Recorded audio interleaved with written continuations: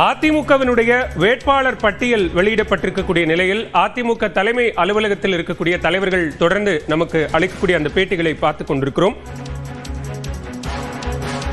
தொடர்ந்து நம்மோடு தொலைபேசி வாயிலாக இணைகிறார் நியூஸ் 18 தமிழ்நாடு செய்தி ஆசிரியர் திரு கார்த்திகை செல்வன் அவர்கள். சார் வணக்கம். அதிமுகவினுடைய வேட்பாளர்கள் 150 பேரினுடைய வேட்பாளர் பட்டியல் என்பது வெளியாக இருக்கிறது. இந்த பட்டியலில் இருந்து நாம் தெரிந்து கொள்ளக்கூடிய அரசியல் அம்சங்கள் என்னவா இருக்கு? நிறைய கருத்துக்களையும் நம்ம கேட்டுட்டு இருக்கோம். அதுபோல இப்போ வேட்பாளர்களாக அறிவிக்கப்பட்டவர்களுடைய அந்த கருத்துக்களையும் பார்க்கிறோம். நீங்க சொன்ன மாதிரி 150 வேட்பாளர்களுடைய பெயர்களை அறிவித்திருக்கிறது அதிமுக 2 பட்டியலாக. முதல்ல 123 பேர், இப்ப 127 பேர் இன்னைக்கு வந்திருக்குது.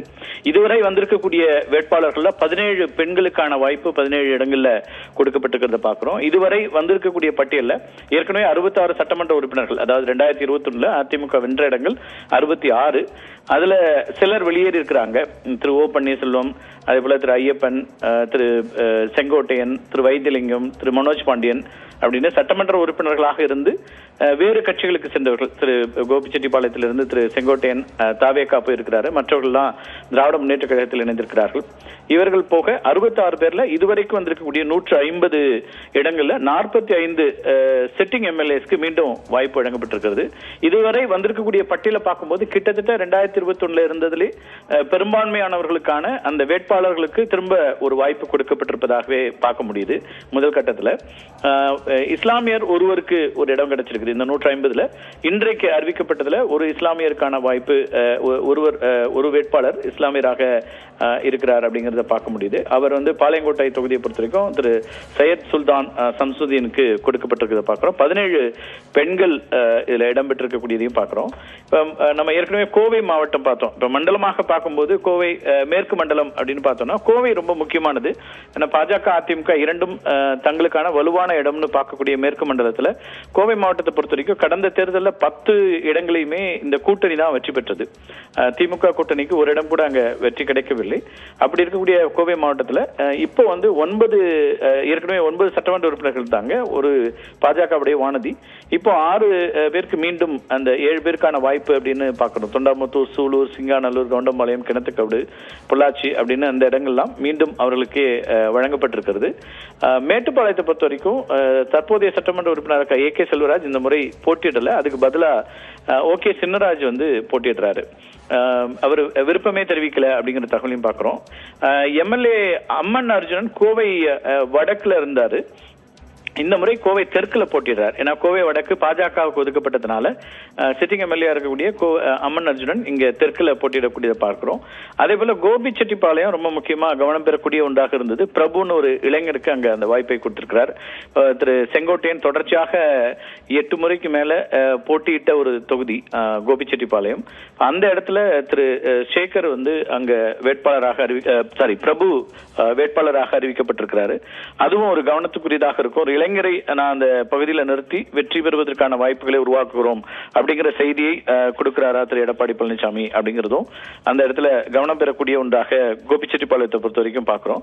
மற்ற இடங்கள்ல ரொம்ப குறிப்பா கோவையை பொறுத்த வரைக்கும் இந்த எல்லா இடங்களும் இருக்கு. அடுத்தது சேலம் மாவட்டம், ரொம்ப குறிப்பா சேலம் மாவட்டத்திலையும் பெருமளவுக்கு வெற்றியை பெற்றது அதிமுக கூட்டணி. அப்போ உங்களுக்கு அதிமுக தான் பெருமளவுக்கு வெற்றி பெற்றாங்க. இப்ப அந்த இடத்திலும் ஏற்காடு, ஓமலூர், மேட்டூர், சங்ககிரி இதெல்லாமே அடுத்தடுத்த அந்த சேலம் தெற்கு, வீரபாண்டின்னு அந்த பகுதி மேற்கு மண்டலத்துல முக்கியமான அந்த பகுதிகள் எல்லாம் அவங்க கொடுக்க பாக்குறோம். இப்ப வெளியில் சென்றவர்களை பற்றின அந்த இடங்களுக்கு அவர் என்ன மாதிரி சாய்ஸ் வச்சிருக்காரு அப்படிங்கறத பார்க்கலாம். திரு மனோஜ் பாண்டியன் போட்டியிட்ட தொகுதி மதுரை மாவட்டத்துக்கும் பார்த்துட்டு நம்ம அடுத்ததா போலாம். மதுரையில 10 தொகுதிகள்ல 8 தொகுதியில அதிமுகவும் 2ல பாஜக போட்டியிடுறாங்க. அந்த பாஜக ஒன்று புதிய நீதி கட்சியாக இருக்கலாம். அந்த இடத்துல இருந்து முன்னாள் அமைச்சர்கள் உதயகுமார், செல்லூர் ராஜு எல்லாம் இருக்கக்கூடியது. மேயர், முன்னாள் மேயர் ராஜன் செல்லப்பா திருப்பரங்குன்றத்துக்கு அவர் தான் கேட்டிருந்தாரு. அந்த இடத்தை அதிமுகவை தக்க வச்சிருக்கிறது. அதே போல மேலூர்ல சிட்டிங் எம்எல்ஏ பெரிய புள்ளான் மீண்டும் அங்கேயே போட்டிடுறாரு. வடக்கு தொகுதியில 2 ஆண்டுகளுக்கு முன்னாடி அதிமுக இருந்த சரவணன், அவருக்கு ஒரு வாய்ப்பு இருந்துச்சு. 2021 தொகுதியில அவர் இதே சட்டமன்றத்துல பாஜக சார்பில் போட்டியிட்டவர் டாக்டர் சரவணன். நிறைய விவாதங்கள்லாம் பங்கேற்கக்கூடியவர் பார்த்திருப்பீங்க. இந்த முறை அவருக்கு அதிமுகல இருந்து அவருக்கான வாய்ப்பு கொடுக்கப்பட்டிருக்கு. உசிலம்பட்டியில அமமுகவுக்கு போயிட்டு வந்த திரு மகேந்திரனுக்கு மீண்டும் வாய்ப்பு இருக்கு. அமமுகவுக்கு போயிருந்தாரு உசிலம்பட்டியில, அவர் மீண்டும் வந்திருக்கிறாரு. அதே போல அமமுகவிலிருந்து வந்த இன்னொரு திருவாடானை தொகுதியினுடைய வேட்பாளரும் கூட அமமுகவுக்கு சென்று வந்த கீர்த்திகா முனியசாமி, அவருக்கு மீண்டும் அமமுகல இருந்து வந்த பிறகு அவருக்கான அந்த வாய்ப்பு அப்படிங்கிறதும் கொடுக்கப்பட்டது பார்க்கிறோம். தெற்கு தொகுதியில, அதாவது மதுரை தெற்குல அங்க வந்து பாஜக பிடிஆர் பழனிவேல்ராஜன் அங்கே போட்டிடுகிறாரா, மத்திய தொகுதியில போட்டிடுறாரு. அங்க புதிய நீதி கட்சி போட்டியிடலாம். இன்னொரு தகவலும் இருக்கு, பிடிஆர் பழனிவேல் தியாகராஜன் சென்னை வருகிறாரா அப்படிங்கிற ஒரு கேள்வியும் கூட ஏற்கனவே அரசியல் வட்டாரத்தில் போயிட்டு இருக்கு. அவர் ஒருவேளை தொகுதி மாறி இங்கே வருகிறாராங்கிற ஒரு செய்தியும் கூட இருக்கிறது. இந்த தகவல்களோட வால்பாறை நம்ம ஏற்கனவே பேசியிருந்தோம். ஒரு முக்கியமான ஒரு மாற்றம் இருக்கு. வால்பாறை சட்டமன்ற தொகுதியில லக்ஷ்மண சிங் அப்படிங்கிறவருக்கு புதுசா வாய்ப்பு கொடுத்திருக்கிறாங்க. அவர் வந்து ஒரு பள்ளி நடத்தக்கூடியவரா இருக்காரு, தனியார் பள்ளி தாளாளர், கிணத்துக்கடவு பேரூராட்சி வார்டு கவுன்சிலரா இருந்திருக்கிறார். அவர் வந்து முதல் முறையா இப்ப ஒரு வாய்ப்பு வழங்கப்பட்டு அந்த இடத்துல இருக்காரு. ஏற்கனவே எம்எல்ஏ இருந்த அமுல் கந்தசாமி வந்து உயிரிழந்துட்டார். அந்த இடத்துல தொகுதியில இடைத்தேர்தல் நடத்தப்படாம இருந்துச்சு. அந்த தொகுதிக்கு இப்ப வந்து லக்ஷ்மண சிங் அப்படிங்கிறவரை வேட்பாளரா அறிவிச்சிருக்காங்க. அவருக்கு இதுதான் முதல் தேர்தல், அதாவது சட்டமன்ற தேர்தல் பொறுத்த வரைக்கும் இதான் முதல் தேர்தலா இருக்குது. இப்போ வெளியில சென்றவர்களை பற்றி நம்ம சொல்லியிருந்தோம். திரு ஓ பன்னீர்செல்வம் திமுக இணைஞ்சிட்டாரு. இப்ப அந்த தொகுதியில் யார் நிக்கிறாங்க அப்படின்னு பாத்தீங்கன்னா, அவருடைய ஓபிஎஸ் எதிர்த்து நாராயணசாமி அப்படிங்கிற ஒருத்தர் இப்ப களமிறக்கி இருக்கிறாங்க.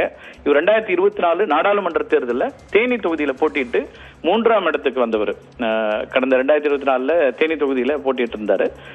இப்போ வந்து திமுக சார்பில் திரு ஓபிஎஸ்ஏ அந்த இடத்தில் போடி தொகுதியில போட்டிடுவார் அப்படின்னு எதிர்பார்க்கப்படக்கூடிய சூழல்ல அதிமுகவுடைய கொள்கை பரப்பு இணைச்சாளராக இருக்கக்கூடிய நாராயணசாமி அங்க வந்து களமிறக்கப்படுறாரு.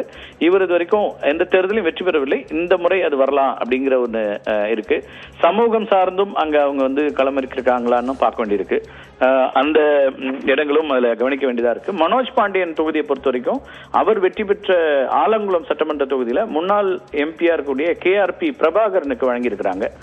முன்னாள் அமைச்சர் ராஜலட்சுமிக்கு இந்த முறை வாய்ப்பு வழங்கப்படல. அந்த தென் மாவட்டங்களை பொறுத்த வரைக்கும் பார்க்கும்போது 2016, 21 2 தேர்தலையும் சங்கரன் கோயில் தொகுதியில சட்டமன்ற உறுப்பினராகவும் ஆதிராவிடர் நலத்துறை அமைச்சராகவும் பதவி வகித்தவர் ராஜலட்சுமி.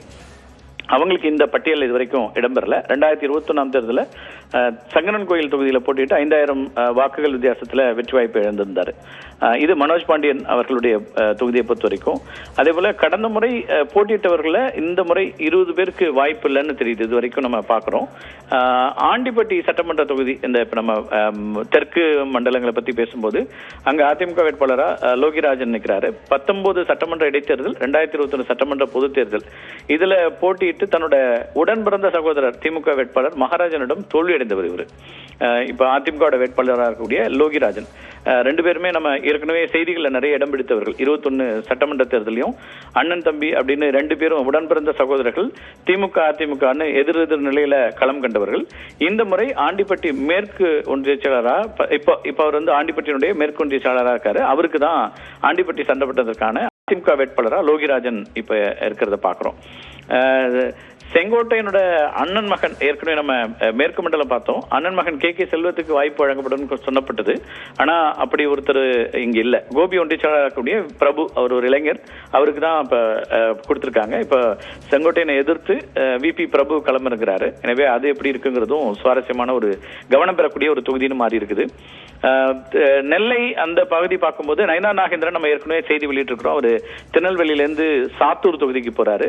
அதனால அவர் வெற்றி பெற்ற திருநெல்வேலி தொகுதியில அதிமுக வழங்கப்பட்ட நிலையில மாவட்ட செயலாளர் கூடிய கணேஷ் ராஜா வேட்பாளராக அறிவிக்கப்பட்டிருக்கிறாரு. இது ரொம்ப முக்கியமா பாக்குறோம் நெல்லையை பொறுத்த வரைக்கும். ராமநாதபுரம் மாவட்டத்தில் முதுகுளத்தூர் சட்டமன்றத்தினுடைய முன்னாள் எம்எல்ஏ மலேசியா பாண்டி அப்படிங்கிறவர் போட்டியிடுறாரு. இவர் வந்து அனைத்துலக எம்ஜிஆர் மன்றத்தினுடைய இணைச் செயலராக இருக்காரு. 2016 சட்டமன்ற தேர்தலில் காங்கிரஸ் திமுக கூட்டணியில காங்கிரஸ் வேட்பாளரா முதுகுளத்தூர் சட்டமன்றத்தில் போட்டிட்டு அப்ப எம்எல்ஏ ஆனார். அதுக்கு பிறகு 21 சட்டமன்ற தேர்தலில் சீட் கொடுக்கலங்கிறதுனால 2024 அதிமுகவில் இணைந்தவர். இப்ப அதிமுகவுடைய முதுகுளத்தூருடைய சட்டமன்ற தொகுதி வேட்பாளராக திரு மலேசியா பாண்டி இப்ப வந்து அறிவிக்கப்பட்டிருக்கிறாரு. காங்கிரஸ் கட்சியிலிருந்து அதிமுகவுக்கு 2024 வந்தவர். ஏற்கனவே 2016 சட்டமன்ற தேர்தலில் காங்கிரஸ் வேட்பாளராக அங்க போட்டியிட்டவர். அந்த இடத்துல அது ஒரு கவனம் பெறக்கூடியதா இருக்கு.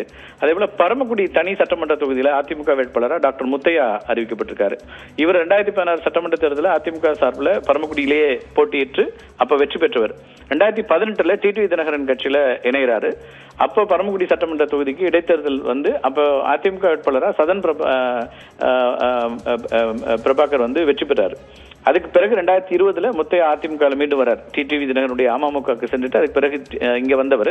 அவருக்கு இப்போது அந்த வாய்ப்புங்கிறது கொடுக்கப்பட்டிருக்கிறத பாக்குறோம். இது அங்க இருக்கக்கூடிய சிக்னிபிகன்ஸ். அதே போல இப்ப நம்ம நயினார் பற்றி பேசிட்டு இருந்தோம். அதுல 25 ஆண்டுகளா திருநெல்வேலி தொகுதியில போட்டிட்டு வந்தவர் நயினா நாகேந்திரன் விருதுநகர் மாவட்டம் சாத்தூருக்கு மாறி இருக்கிறதுனால அதிமுக வேட்பாளர் இந்த தொகுதிக்கு வராரு. அது ரொம்ப முக்கியமா நம்ம பாக்குறோம். அதே போல திரு வைத்திலிங்கம் வந்து இப்போ அதிமுக இருந்து ஓபிஎஸ் தலைமையிலான அணியில இருந்து திமுகவுக்கு மாறி இருக்கார். அங்க சேகர்னு ஒருத்தர் களம் இருக்கிறாங்க. அதே போல ஐயப்பன் போட்டியிட்ட உசிலம்பட்டியிலையும் மகேந்திரன் இப்படி முக்கியமான நகர்வுகளை வச்சிருக்காருன்னு பார்க்கலாம். திருநெல்வேலி மாவட்டத்தில் 5 தொகுதிகளில் பாளையங்கோட்டை, திருநெல்வேலி, அம்பாசமுத்திரம் இந்த 3லயும் அதிமுக களம் காண்பது. அம்பாசமுத்திரத்தில் முன்னாள் அமைச்சர் சேகி சுப்பையா மீண்டும் வேட்பாளராக அறிவிக்கப்பட்டிருக்காரு. இப்படி நிறைய முக்கியமான அம்சங்களா நம்ம என்ன பார்க்கலாம்னா போல ஒரு இன்னும் சென்னைக்கு முழுமையான வேட்பாளர்கள் பட்டியல் வரல. சென்னையை பொறுத்த வரைக்கும் ஜெயக்குமார் மட்டும்தான் முதல் பட்டியல் இடம்பெற்றிருந்தார் ராயபுரத்துல இருந்து. மற்ற இடங்களுக்கான 13 இடத்துல அதிமுக போட்டியிடுது. 3 இடங்கள் தான் கூட்டணிக்கு ஒதுக்கப்பட்டது. அப்படி இருக்கக்கூடிய இடத்துல இன்னும் சென்னை வேட்பாளர்கள் மட்டும் இன்னும் முழுமையாக வெளியே வர வேண்டி இருக்கு. அது இப்போ சென்னையை பொறுத்த வரைக்கும் இன்னும் அவங்க வந்து இங்க திமுக கடந்த முறை பெருமளவுக்கு வெற்றி பெற்ற ஒரு தொகுதிகள் அப்படிங்கிறதுனால அதுக்கான திட்டமிடலோடு வேட்பாளர்களை அவங்க வந்து களம் இருக்கிறாங்களான்னு பார்க்க வேண்டி இருக்குது. வைத்திலிங்கத்தினுடைய எதிர் வேட்பாளராக சேகர் தஞ்சை மாவட்ட கழக செயலாளர் அவர் தான் எதிர்த்து போட்டிடுறார். நான் அதுல ஒரு சின்ன கரெக்ஷன் நம்ம சொல்ல வேண்டியிருக்குது. திரு வைத்திலிங்கத்தை எதிர்த்து திரு எம் சேகர் தஞ்சை மாவட்டத்தினுடைய மத்திய மாவட்ட கழக செயலாளர். இப்படி முக்கியமான இதெல்லாம் வந்திருக்குது. இன்னும் கூடுதலாக அடுத்து வரக்கூடிய கிட்டத்தட்ட 150க்கு வந்துவிட்டது. சென்னை தான் பெரும்பாலும் அறிவிக்கப்பட வேண்டியிருக்கு பாலா. ஒட்டுமொத்தமா பார்க்கும்போது கட்சியிலிருந்து ஏற்கனவே போட்டியிட்டவர்கள் 2021 போட்டியிட்ட பலருக்கும் மீண்டும் வாய்ப்பு அப்படிங்கிறது கொடுக்கப்பட்டிருக்கு. சட்டமன்ற உறுப்பினர்களாக இருக்கக்கூடியவர்களுக்கு பெருமளவுக்கு அவங்களுக்கு அந்த இடங்கள் மீண்டுமே கொடுக்கப்பட்டிருக்கு. ஒரு சில இடங்கள் கூட்டணிக்கு போயிருந்தாலும் கூட மீண்டும் அவர்களுக்கான வாய்ப்பை வழங்கியிருக்காங்க அப்படின்னு தான் அதில் பார்க்க வேண்டியிருக்கு. மிக்க நன்றி திரு கார்த்திகை செல்வன், விரிவான பார்வைகளை முன்வைத்தமைக்கு. அதிமுகவினுடைய 2ஆம் கட்ட வேட்பாளர் பட்டியல் வெளியாகி இருக்கிறது. முதற்கட்டமாக 23 பேர் அடங்கிய முக்கிய தலைவர்கள், முன்னாள் அமைச்சர்கள் உள்ளிட்டோரின் பட்டியல் வெளியான நிலையில் 127 பேர் அடங்கிய 2ஆம் கட்ட பட்டியல் என்பது வெளியாகி இருக்கிறது.